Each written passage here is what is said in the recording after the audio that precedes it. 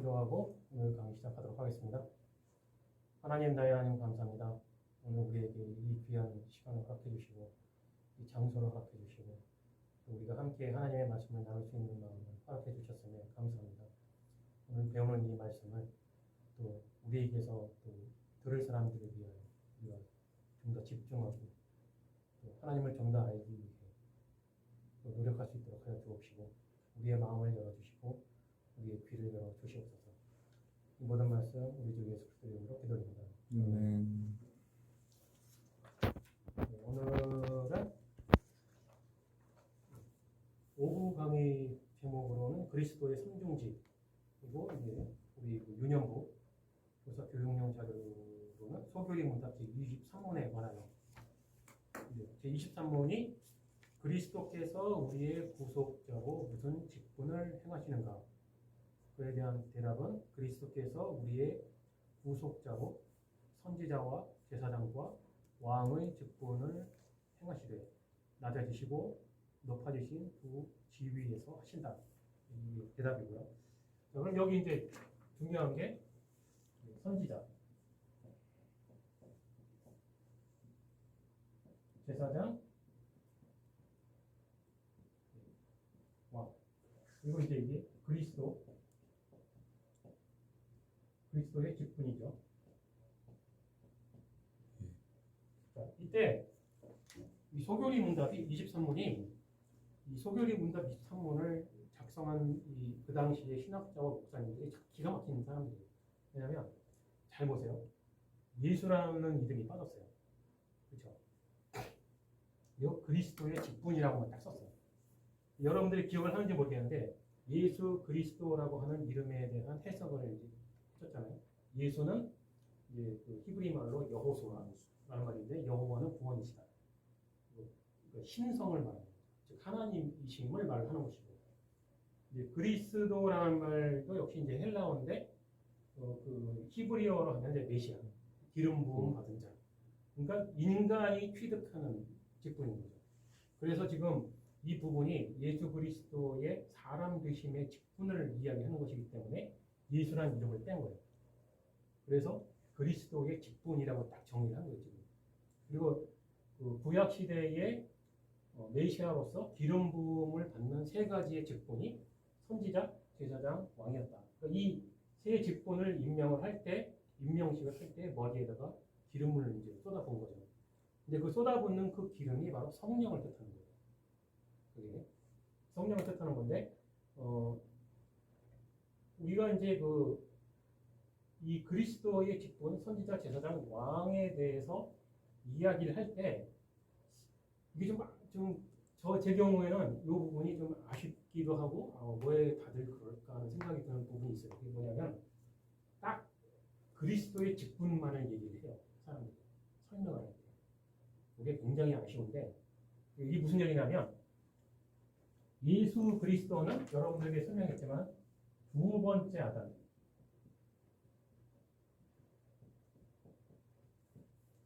성경에서 두 번째 아담이라고 하죠. 아담은 아담인데 첫 번째가 아니라 두 번째라는 뜻이에요. 그러면 첫 번째 아담이 있었겠죠.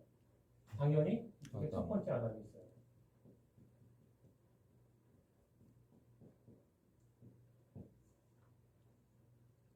둘 다 모든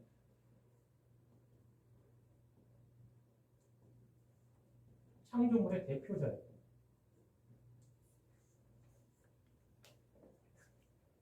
그러면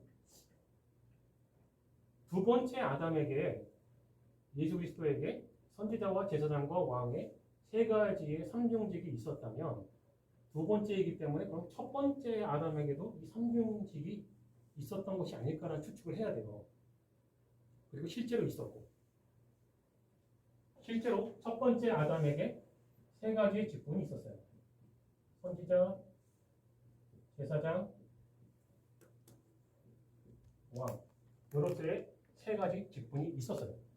그러니까 두 번째 아담의 이 직분을 생각할 때에 동시에 첫 번째 아담의 이 직분을 떠올려야 하는데 이 부분을 떠올리지를 않더라는 거죠. 자, 우리가 회복되어야 할 지점이 저기예요. 우리는 아담의 후손이라면 물론 죄를 짓고 죄인의 입장이 됐지만 첫 번째 아담이 부여받았던 이 세 가지 직분이 곧 우리가 회복되어야 할 우리의 직분입니다. 이것을 위해서 예수 그리스도께서 모든 창조물의 대표로서 두 번째 아담으로 오신 거라는 얘기죠. 그래서 항상 이 부분을 생각할 때에는 우리가 태초에 하나님으로부터 지음을 받을 때 우리의 모습이 어떠했던가를 기억을 떠올려야 됩니다. 사실은. 여기 그 성경 말씀을 제가 세 가지를 여러분들께 소개를 해왔는데 첫 번째 왕으로서의 성경 구절 창세기 1장 28절 창세기 1장 그 창조의 그 내용들이죠. 하나님이 그들에게 복을 주시며 그들에게 이르시되 생육하고 번성하여 땅에 충만하라 땅을 정복하라 바다의 고기와 공중의 새와 땅에 움직이는 모든 생물을 다스리라 하시니라. 다스리라는 건 통치를 말하는 거죠. 왕으로서의 통치를 말하는 거죠. 즉 하나님께서 태초에 사람을 딱 창조하셨을 때는 여러분도 아시다시피 세상 만물을 다 만들고 맨 마지막에 사람을 창조하셨어요. 또 왜 창조하셨느냐? 모든 창조물의 대표자로서 왕으로서 창조를 하신 거예요. 그 다음에 제사장으로서의 성경 구절 창세기 2장 3절을 보면 하나님이 일곱째 날을 복주사 거룩하게 하셨으니 이는 하나님이 그 창조하시며 만드시던 모든 일을 마치시고 이날에 안식하셨습니다. 일곱째 날을 거룩하게 하셨고 그 다음에 여러분들 기억하는지 모르겠지만 첫 번째 아담은 지정의가 있었어요. 지식이 있었고 선지자로서의 지식을 가지고 있었고요. 제사장으로서의 거룩함이 있었어요. 왕으로서의 의로움이 있었다. 죄는 안 졌으니까 아직. 이 지식이라는 것은 이제 하나님의 말씀.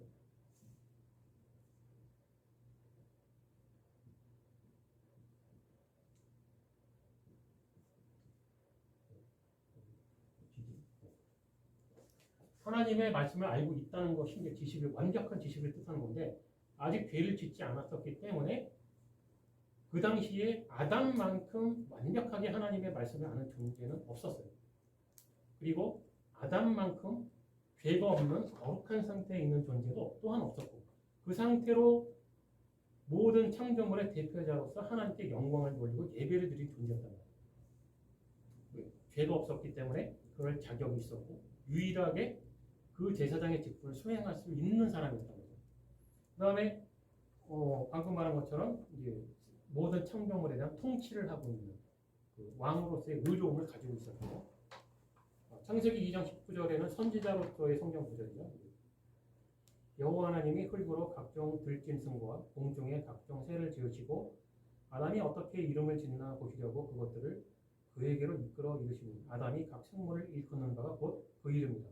자, 이 부분을 이 성경 구절을 너무나 쉽고 단순하게 읽고 지나가는 사람들이 많은데 이 부분을 좀 생각해봐야 돼요. 왜? 여러분들 앞에 만약에 어떤 이름 모를 새가 여기 딱 앉았어요. 다들 물어보는 저 새 이름이 뭐야? 아는 사람이 없어요. 그럼 새한테 이름을 붙여줄까? 라고 생각했을 때 그때부터 머리가 꼬이는 거고요. 이게 새가 무슨 과인지를 알아야 될 거 아니에요. 그 다음에 몇 년을 살 수 있는 새인지, 먹이는 뭘 먹는지, 뭐 알을 몇 개를 낳고 알이 뭐 크기가 몇 개, 이걸 다 알아야 된단 말이에요. 이게 보통 일이 아니에요. 엄청난 시간을 연구를 해야 간신히 이름을 지을 수가 있어요. 근데 아담은 딱 보고 그냥 너는 까치면 예를 들어서 까치. 왜 그러냐? 완벽한 지식이 있었기 때문에 하나님과 준하는 지식을 가지고 있었단 말이에요. 동등하게 하나님은 아니지만 그런 정도의 지식을 가지고 있었기 때문에 창조물을 보는 순간 하나님께서 하나님의 지식으로 이 창조물을 만들었던 그것을 한눈에 보고 알 정도의 능력이 있었어요. 아담에게는. 그래서 우리에게는 연구가 필요한 그것이 아담에게는 연구가 필요 없이 한 번에 보는 순간 이름을 지어줄 수 있을 정도로 알고 있었던 거예요.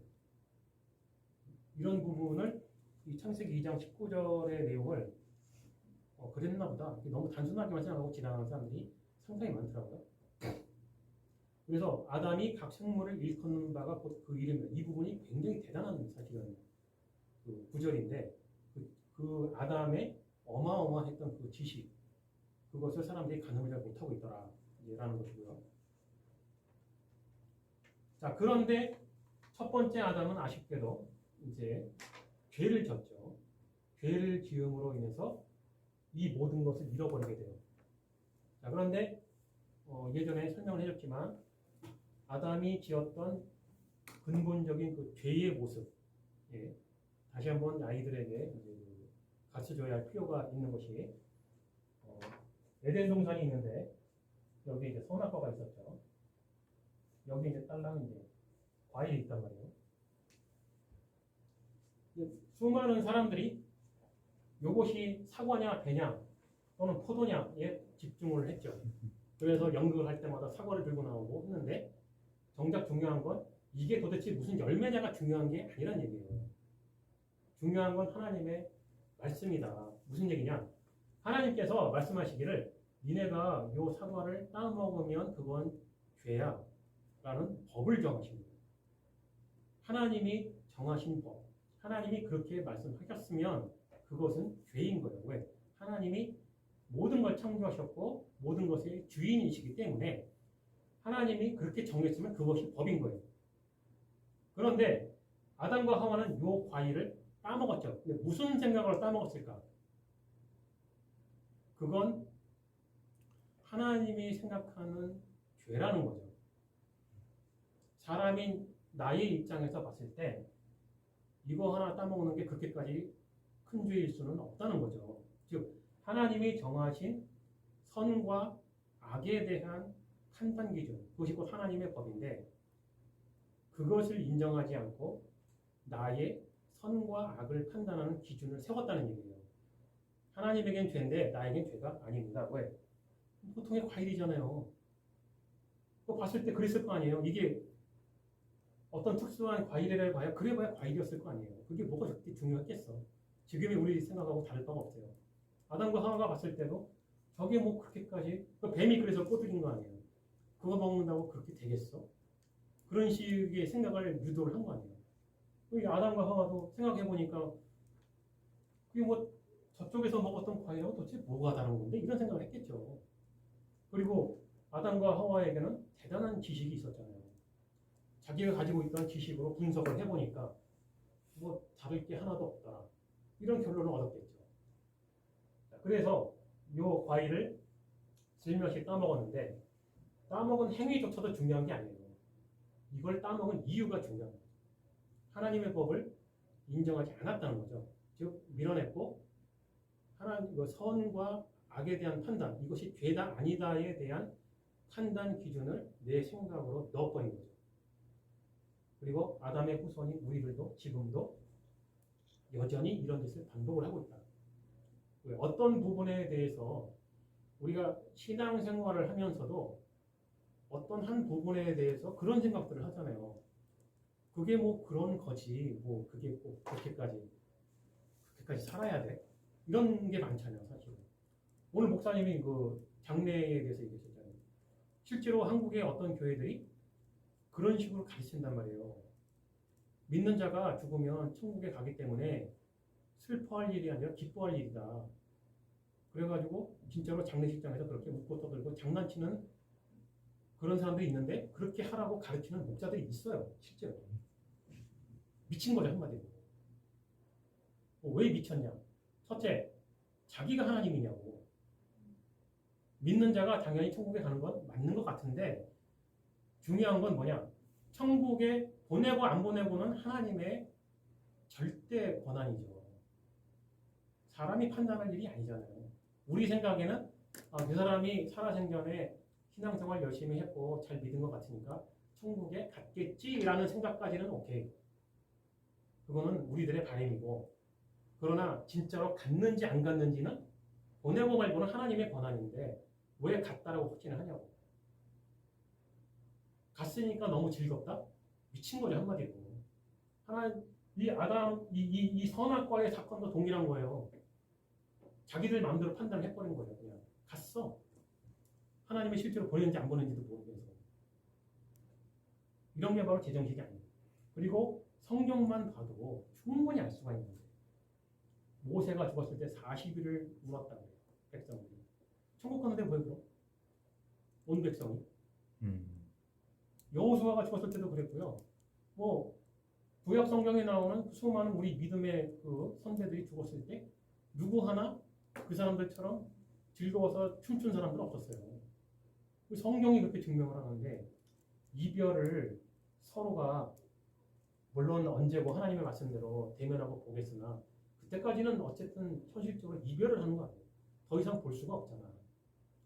그 이별이 슬퍼서 우는 건데 예수님도 나사로가 죽었을 때 주변 사람들이 다 울었잖아요. 분명히 나오잖아요. 예수님이 나사로를 불러서 살리기 전까지 누이고 다 울었잖아. 그러면은 그렇게 기쁜데 니네들은 왜 우냐? 천국 가서 천국 갔으니까 기뻐해야 되는데 라는 말을 해야 되는데 그렇진 않았잖아요. 그렇진 않고 그냥 그 사람들의 슬픔을 이해하고 울게 놔뒀잖아요. 놔뒀고 예수님도 눈물을 흘렸죠. 근데 그거는 그 사람들을 하고 동일한 느낌의 눈물은 아니었는데 민망해서 이제 울었다고 하시는데 죽음에 대한 이해가 있었기 때문에 그런 거거든요. 죽음이 무엇인가. 이 사람들하고는 주변 사람들하고는 다른 이유였죠. 그런 것처럼 성경의 어느 한 부분도 그렇게 지지하는 성경 구절이 없어요. 그럼 그 사람들은 왜 그런 해석이 나왔느냐? 바로 이 선악과와 동일한 거예요.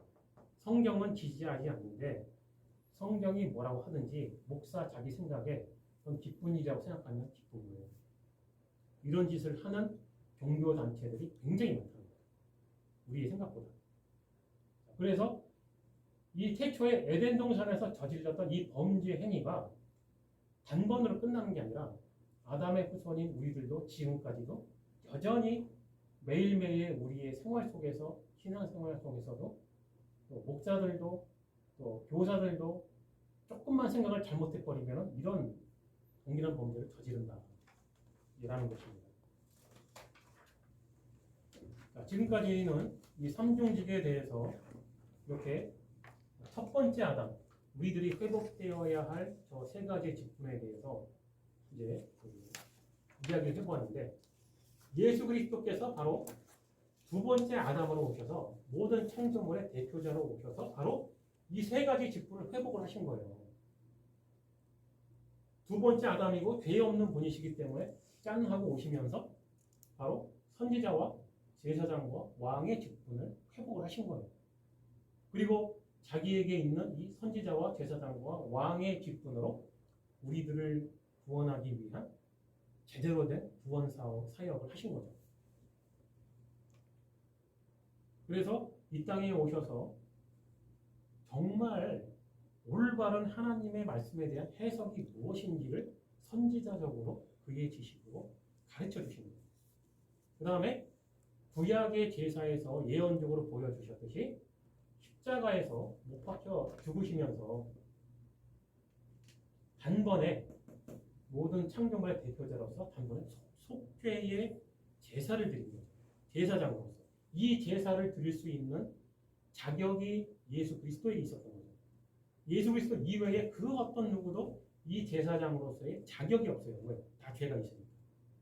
유일하게 죄가 없는 그 존재라야만이 이 제사장의 직분을 수행할 수가 있었던 거죠. 그리고 이 제사장의 직분을 수행하기 위해서 영원하신 성자 하나님께서 두 번째 아담으로 오신 거예요. 그리고 왕으로서 이 말을 항상 기억을 해야 돼요. 자기 백성을 구원하러 오신 거란 말이죠. 하나님께서 그 신약 성경의 여러 군데에서 그런 것을 이제 성경을 읽다 보면 발견하게 되는 건데 뭐냐면 예수님께서 분명히 말씀하셨잖아요. 내 양이 있고 내 양이 아닌 양들이 있다는 거죠. 분명하게 미안하지만 분명하게 네 편 내 편을 가르쳤어요. 내 백성이 있고 내 백성이 아닌 사람들이 있다는 거예요. 아버지께서 나에게 주신 자들만 구원을 한다는 거죠. 그 사람들이 누구인지 우리끼리는 서로 모르지만 성삼위일체 하나님은 알고 계시고 바로 그 백성들에게 왕이신 거예요. 우리 주 예수 그리스도. 그렇게 해서 여기서 이제 이거는 직분이고 또 하나는 이제 그 직분이 아닌 한 가지가 더 이제 포함이 되는데 뭐냐면 산짐을 놓으셨죠. 자기의 목숨을 우리들을 대신해서 죄값을 치르시기 위해서 스스로 어린 양으로 오신 거예요. 세상죄를 지고 가는 하나님의 어린 양으로서 오셔서 이 십자가에서 단번에 속죄제를 드리시면서 자기 자신을 아버지 하나님께 드리는 산짐으로 드리신 거예요. 이사야서 53장 10절에서 12절까지의 말씀을 읽고 오늘 교육을 마칠 텐데 이 구절에 바로 그리스도의 세 가지 직분에 대해서 설명이 되어 있어요. 선지자 이사야가 예수 그리스도께서 오실 것이라는 것에 대한 예언을 하는 구절인데 그 중에서도 무엇을 할 것인지를 설명한 거예요. 선지자 이사야가 여호와께서 그로 상함을 받게 하시기를 원하사 질고를 당케 하셨은지 그 영혼을 속건 제물로 드리기에 이르면 그가 그 시를 보게 되며 그 날은 길 것이요 또 그의 손으로 여호와의 뜻을 성취하리로다. 즉 이 모든 것이 십자가에서 이 희생 제물을 드리는 이 속죄 속건제 이것 자체가 하나님의 뜻이라 아버지 하나님의 뜻이라는 거죠. 이렇게 하기를 원하셨다. 그 뜻을 이루기 위하여 예수님께서 오셨다. 가라사대 그가 자기 영혼에 수고한 것을 보고 만족히 여길 것이다. 나의 의로운 종 예수 그리스도를 말하는 거죠. 자기 지식으로 선지자적이죠. 자기 지식 많은 사람을 의롭게 하며 의롭게 한다는 것은 죄에 대한 문제를 해결하는 거죠. 또 그들의 죄악을 친히 담당하리라. 이러므로 내가 그로 존귀한 자와 함께 분깃을 얻게 하며 강한 자와 함께 탈취한 것을 나누게 하리니 왕으로서 무언가를 정복했을 때 그 전리품을 함께 나누잖아요. 이는 그가 자기 영혼을 버려 사망에 이르게 하며 범죄자 중 하나로 헤아림을 입었습니다. 그러나 실상은 그가 많은 사람의 죄를 지며 범죄자를 위하여 기도하였느니라 하시니라. 선지자 이사야가 이사야 53장 1절부터 읽어보면 이제 그 9절까지의 구절을 읽어보면 저는 개인적으로 제일 좋아하는 구절이었는데 이 이사야 53장을 읽으면서 눈물을 많이 흘렸어요. 옛날에. 왜 이렇게 눈물이 많이 나는지 모르겠어요. 그러니까 그 예수 그리스도께서 그렇게 오실 것이고 그렇게 죽으실 것이고 그리고 이 부분은 설명하는 거예요. 왜 그렇게 할 것이며 무엇을 할 것인지에 대한 설명을 하는 거예요. 그래서 이사야 53장은 굉장히 복음적인 내용이에요. 그래서 실제로 이스라엘에서는 이스라엘 지금도 그 사람들에게는 이사야 53장은 금서문이에요. 이스라엘 사람 유대인들은 53장을 읽으면 안 돼요. 왜? 53장을 읽어버리면 복음의 내용을 알게 돼요. 그래서 법으로 금지해놨어요. 실제로 유대인 목사님이 한 분이 간증을 하시는데 자기 할머니에게 가서 이사야 53장을 읽어줬대요. 그 할머니가 누워서 듣다가 야 내가 기독교인이냐? 왜 기독교 복음을 말을 하는 거야? 그러더래요. 할머니 이거는 이사야 53장이에요. 할머니가 대답을 못해요. 그러니까 이스라엘의 종교 지도자들은 지금도 이사야 53장은 혐오예요. 장이 절대 못 읽게. 자기들은 읽어도 백성들은 못 읽게. 자, 질문 있어요? 오늘 이제 설명은 여기까지인데 내용이 오늘은 좀 짧으면서도 좀 굵은 내용이긴 한데 예. 다음 주부터는 각 직분별로 설명할 거예요. 선지자로서의 예수 그리스도, 제사장으로서의 예수 그리스도, 왕으로서의 예수 그리스도를 설명을 이제 하게 되는데 질문 있으면 질문. 이 부분에서 이 강의에서 제가 특별하게 강조하고 싶은 것은 처음에도 얘기했지만 그리스도의 삼통직을 생각할 때에는 반드시 우리들의 삼통직을 잊어먹지 마라. 우리가 저게 원래 우리의 직분이었다. 우리는 원래 그런 존재로 창조되었던 사람들이다. 다만 잃어버렸을 뿐. 그리고 우리가 마지막 날 예수 그리스도와 함께 회복하게 될 직분들입니다.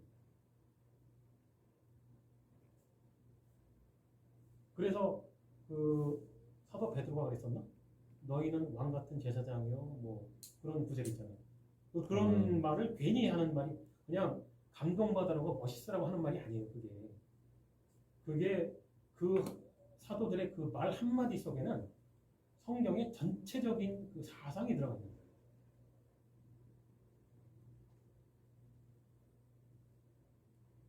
네, 질문 없으면 기도하고 강의를 마치도록 하겠습니다. 하나님 나라님 감사합니다.